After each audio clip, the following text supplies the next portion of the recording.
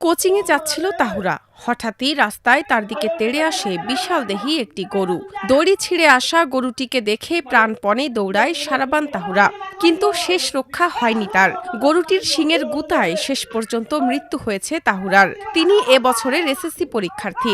১১ March বুধবার বেলা 11:30টার দিকে চট্টগ্রামের লোহাগাড়া উপজেলার পদুয়া এসআই চৌধুরী বালিকা উচ্চ বিদ্যালয়ের সামনে এ ঘটনা ঘটে। তিনি উপজেলার আমিরাবাদ ইউনিয়নের মল্লিক সোভান গ্রামের সৌদি প্রবাসী মাহফুজুর রহমানের মেয়ে। পদুয়া এসিএম উচ্চ বিদ্যালয়ের বিজ্ঞান বিভাগ থেকে এবছর এসএসসি পরীক্ষায় অংশ নেওয়ার কথা ছিল তার। প্রত্যক্ষদর্শীরা জানান, এক বিক্রেতা কালো একটি গরু পদুয়া তেওয়ারিহাট বাজারে বিক্রির জন্য এনেছিলেন। সড়কের পাশে সেটি বাঁধা ছিল। তাহুরা পাশ দিয়ে কোচিংয়ে যাওয়ার সময় হঠাৎ গরুটি দড়ি ছিঁড়ে তাকে তেড়ে আসে। এতে তিনি সড়কের পাশে বাঁশের স্তূপের ওপর গিয়ে পড়েন। স্থানীয়রা তাকে উদ্ধার করে উপজেলা স্বাস্থ্য কমপ্লেক্সে নিয়ে গেলে চিকিৎসক তাকে মৃত ঘোষণা করেন।